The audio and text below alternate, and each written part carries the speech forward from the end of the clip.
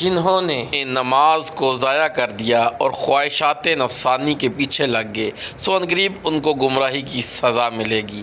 اور ہاں، جس نے توبہ کی اور ایمان لایا اور عمل نیک کیے تو ایسے لوگ بہشت میں ہوں گے اور ان کو ذرا نقصان نہ کیا جائے گا، یعنی ہمیشہ کی بہشتوں میں، جس کا اللہ نے اپنے بندوں سے وعدہ کیا ہے کہ جو ان کی آنکھوں سے پوشیدہ ہے۔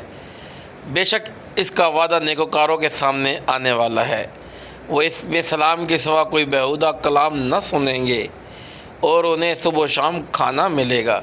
یہی وہ جنت ہے جس کا ہم اپنے بندوں میں سے ایسے شخص کو مالک بنائیں گے جو پرہیزگار ہوگا۔